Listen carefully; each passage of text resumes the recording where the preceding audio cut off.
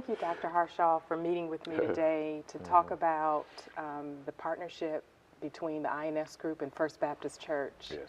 I am so grateful to have had that opportunity to facilitate a comprehensive strategic plan with your church leadership and your members. So what motivated you to engage the INS Group in a process like this? Yeah, well, it certainly was a blessing for us and something that the doctor ordered in terms of our spiritual journey and where the church was and where we intended to go. And so basically we looked at the present challenges and also the hopes and dreams for the church's future and vitality. And in some ways, the handwriting was on the wall. This was pre-pandemic, just in terms of generational shifts and cultural changes and what was happening in the traditional church environment. Then, I just felt led that we needed to really engage this. What I really appreciated about the process was engaging the entire congregation, not just leadership. And so we had an opportunity to conduct a survey Yes. and survey all members, to hold focus groups. Why was that so critical to this process? Oh, very, very critical. The envisioning process really requires a church-wide buy-in to what is taking place.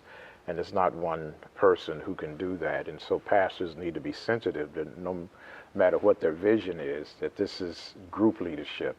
And it's not individual leadership. And to get fellowship, well, then you have to include the people and you have to value their input. But also there's so many levels of in a church's life as to influential persons and personalities and how all of that is going to take place. And so you need that buy-in, but you also need that commitment for the long haul. So what were some significant outcomes as a result of our partnership? Yes, there are so many. One was the fact that so many members were engaged in the process, and you had persons with skill level and heart for mission and engagement in the church who would sit on the sidelines now were called forth to participate.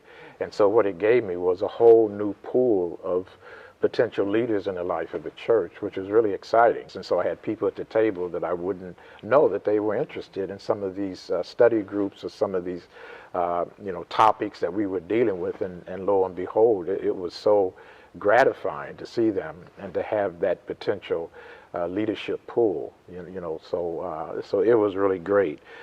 Yeah. So it helped with this sense of the common mission statement and vision, of the church, and to have people engaged in that and raising some of the same questions. And what we discovered was that most of us had the same concerns about the church's present and future, and that was really great.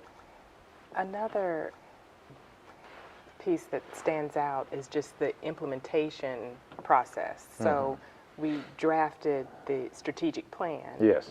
Based, and I think what you called the Renewal path making plan. Right.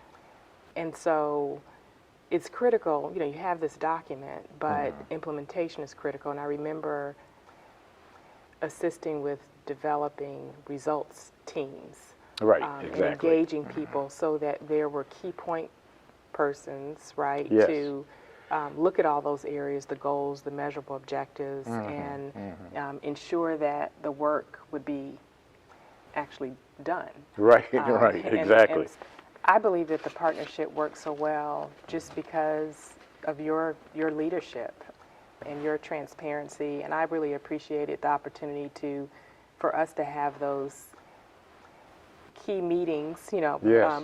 that you and I just had to debrief and to make sure things were operating smoothly. Are there any other areas or things that you believe contributed to a successful partnership? And Yeah, right. Well, one thing, the communication and the enhancement of reaching different levels in the life of the church and different pockets of people, and in the church, you know, you have one community and a church with its identity, but then you have these silos and bubbles where people exist, or cell groups, if you want to call them that.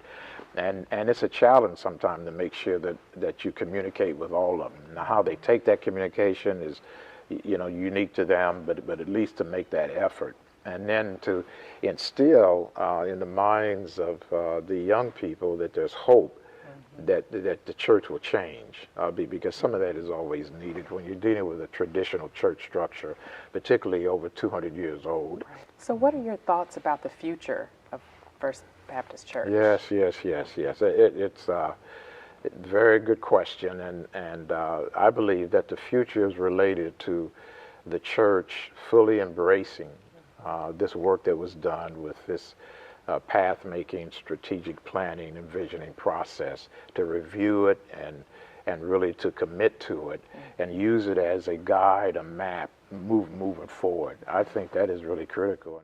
What are some recommendations you can share with other faith-based institutions, other churches? Yes. You know, based on this, our experience and beyond. Yeah, well, there are 5 things, Ruth, that really came to mind. And the first, and particularly the context of what our unique, church identity is, but I would say most Christian churches, and that is to pray and to plan, for an extensive envisioning process that really is strategic and not, it can't be something that's done overnight. It has to be really, really serious. So the praying and the planning is first. Second is the sharing of the need and the vision with trusted and dedicated leaders in the life of the church. And some of those leaders now are people with titles and people without titles. And any pastor knows that there's a number of influencers in the church who have no title whatsoever, but they have enormous influence. And then, the communication at various levels that has to be often, that has to be consistent with the congregation at large, and it to involve a variety of voices and methods to communicate, particularly when you're talking about change, which is a bad word in some churches. And then a third, and we've already said this, it sounds redundant, but you have to be intentional and then carefully choose the right resource for the unique context of your own congregation and your own church, and that is you. So it was very key who came into this role and how they were able to manage that, and you did it with A+ results. Thank you. And then fourth, it really needs to be about a budget. You have to put the money to the task, and that really spells priority and importance, you see, because you can talk about this. This is not based on volunteerism. There has to be a budget line item. You have to put money there. You have to hire people with a decent compensation package in order to really bring in the best, which we felt that, that we did. And then fifth, you have to organize a preparatory prayer ministry for this. And this is, First Baptist, one of our key items in terms of our kingdom building is the prayer ministry and what it means. And so you need to plan that in prayer groups, teaching, so that faith is a key part, and then asking God for help and enlightenment is really key to really achieving what we had. And it was a phenomenal experience. It was great, and I just hope churches will take advantage of the skill level that you bring and allow you to guide them and lead them, because I predict that in the future, strategic planning like this, like you led us through, is going to be a normal way of churches to meet their vision and to be fulfilled and have vital life. Awesome. Thank you so much for sharing those 5 recommendations or best practices. And thank you, Dr. Harshaw, for partnering with the INS group. It was pure joy working with you. So thank you. I'm delighted.